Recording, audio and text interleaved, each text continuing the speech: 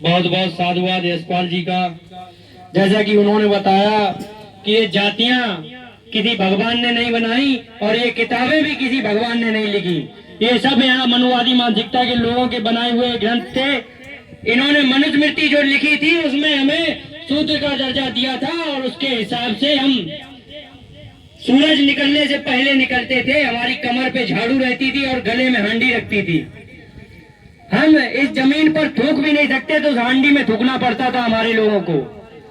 और हमारे पदचिन्ह मिट जाए इसलिए हमारे कमर पर झाड़ू लटका दी थी और एक घंटी बांधी जाती थी हमारे, जिससे पता चल जाए इस गली से गुजरता हुआ ये शूद्र जा रहा है।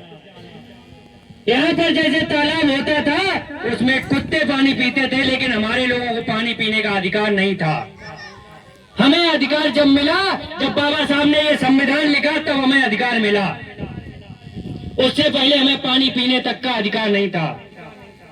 तो हमें ये सोचने की बात है और ये समझने की बात है हमारे अधिकार कौन सुरक्षित रख सकता है और हमारे अधिकारों की बात कौन करता है और हमारे अधिकारों की लड़ाई कौन लड़ रहा है। इसी साथ हमारे अगले वक्ता होंगे हमारे भीम आर्मी के legal adviser advocate Ajit Kateria जी आए और अपनी बात रखें।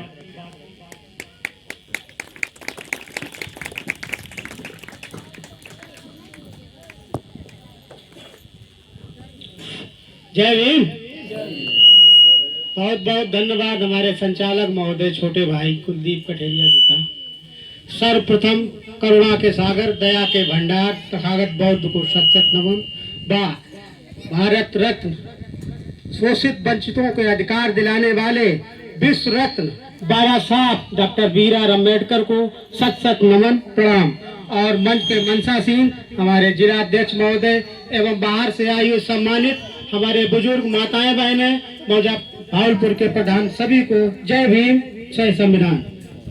साथियों, आज जो मीटिंग जाति तोड़ो समाज जोड़ो की जो मीटिंग की गई है उसके लिए मैं आयोजक कर्ता को तहे दिल से शुक्रिया अदा करता हूं जो उन्होंने इतना साहस जुटाया। एक बुजुर्ग हैं लेकिन उन्होंने साहस जुटाया है, उसके लिए मैं बारंबार उनको शुक्रिया अदा करता हूं। आज का विषय जो है, आज जो हम ये स्वतंत्र फ्रीडम टाइप की जो सांस ले रहे हैं, अपनी बात को कह रहे, समता समानता का जो अधिकार जो संविधान के गठन होने के बाद हमें मिला है, आज वही संविधान जो बाबा साहब ने अपने चार पुत्र को कुर्बान करके हमारे शोषित वंचित करोड़ों भाई बहनों को के हक की लड़ाई लड़ने के लिए अपने बेटों को कुर्बान कर दिया।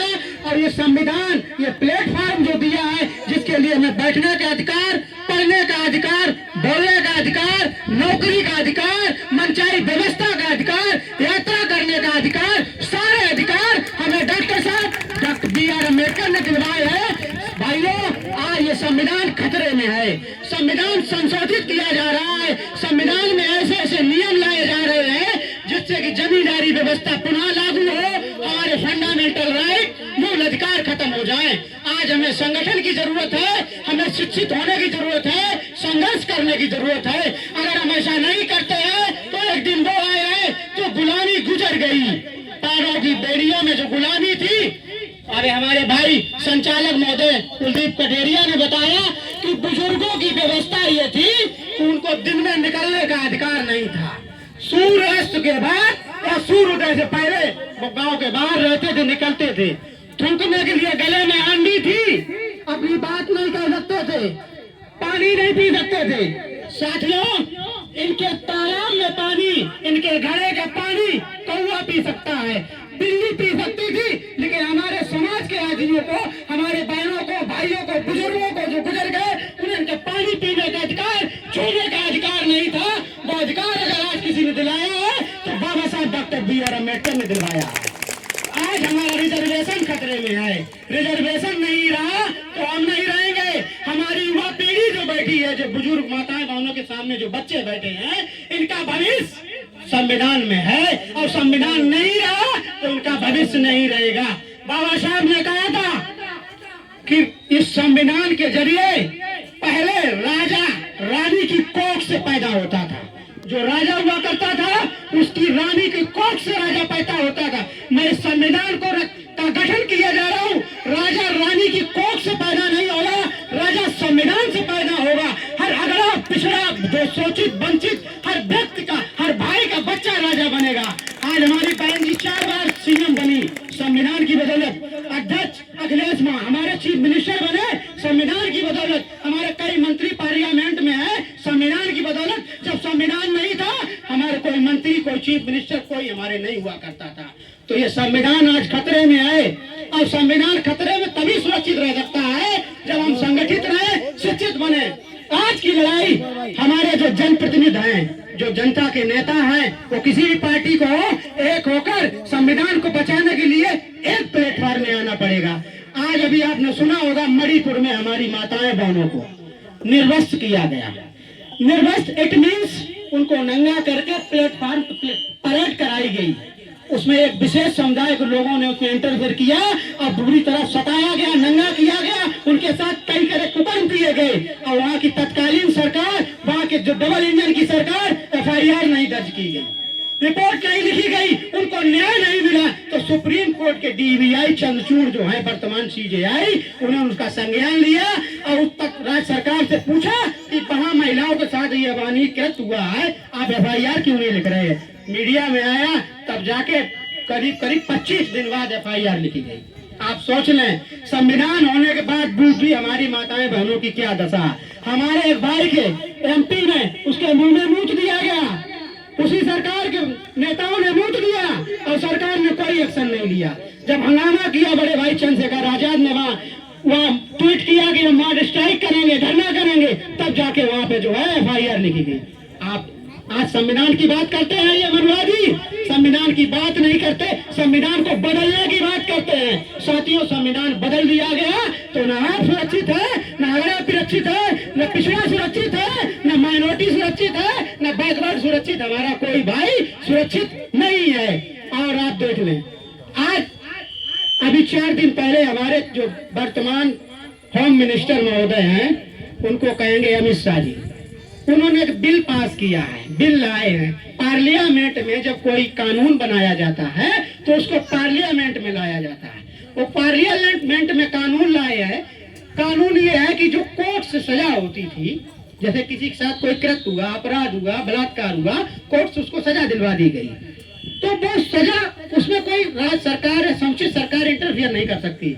वो बिल लाए हैं कि कोर्ट 10 साल की सजा करेगी तो हम उसको 2 साल की कर देंगे, 5 साल कर देंगे, 2 दिन करेंगे। मतलब वो कोर्ट की स्वतंत्रता में हस्तक्षेप कर रहे हैं, इंटरफियर कर रहे हैं। जबकि संविधान में बाबा साहब ने जुडिशरी जो न्यायपालिका है उसको स्वतंत्र रखा है, उसमें किसी राज्य सरकार का, उसमें किसी समुचित सरकार, केंद्र सरकार का कोई इंटरफियर नहीं है। लेकिन ये बिल जो लाया गया है वो इसलिए लाया गया है कि मनवादी सरकार होगी, मनवादी गुंडे होंगे, आपको सताया जाएगा, मुंह मूत दिया जाएगा और कोर्ट से सजा मिलेगी तो ये मनवादी सजा वहाँ माफ करा लेंगे।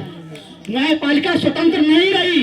अगर ये बिल पास हो गया तो हमारा भविष्य खतरे में है। हमें न्याय मिलने की जो उम्मीद न्यायपालिका की थी वो उम्मीद खत्म हो जाएगी। आज न्यायपालिका स्वतंत्र है, न्यायपालिका में किसी का हस्तक्षेप नहीं है। और न्यायपालिका में अगर राज्यसभा हस्तक्षेप करेगी, केंद्र हस्तक्षेप करेगा तो आपको क्या न्याय मिलेगा?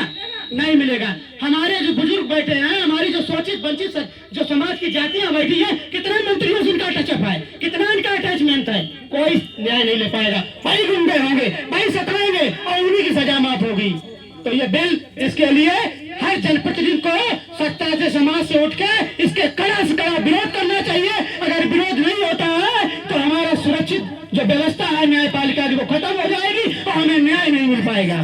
तो साथियों, मैं आपसे निवेदन बारंबार करना चाहता हूँ कि संघर्ष करो, शिक्षित बनो।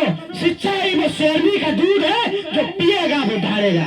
हमारे बुजुर्ग कोई मोटी जमीन नहीं छोड़ गए, हमारे बुजुर्ग कोई मोटी जमीन नहीं छोड़ गए, सोना चांदी नहीं छोड़ गए, रियासत नहीं छोड़ गए, केवल एक बाबा साहब शिक्षा का प्लेटफॉर्म दे गए हैं। अगर आप शिक्षित हैं, आपका बेटा DM बनेगा, SDM बनेगा, अधिकारी बनेगा, तब आपका नाम होगा, समाज का नाम होगा, तभी आप बदल सकते हैं। अगर आप शिक्षित नहीं रहेंगे तो आपका कोई उद्धार नहीं हो सकता। मजदूरी करते हो, मजदूरी करते रहोगे, देश में हमारा हस्तक्षेप नहीं होगा, पार्लियामेंट में हम नहीं होंगे, मंत्रालय में हम नहीं होंगे, राजनीति में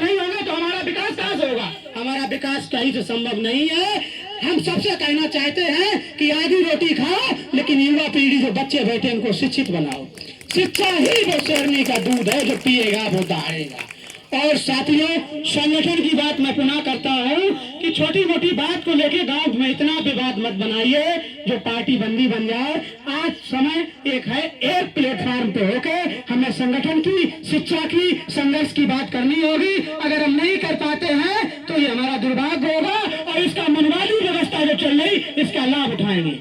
और आपको बताया जा रहा है, जो हमारी माताएं बहनें बैठी हैं, इन माताओं बहनों को उस व्यवस्था में, जिम्मेदारी व्यवस्था में, मनवादी व्यवस्था में, मनुस्मृति में इनको पढ़ने का अधिकार नहीं था, इनको बोलने का अधिकार नहीं था। इनको अधिकार क्या था? जैसे भैंस की साकर, भैंस नहीं, किसी को बेच दी, साकर खोली, पकड़ा दी, ऐसे इनकी व्यवस्था थी। ये अपनी बात नहीं कह पाती। इन पर ये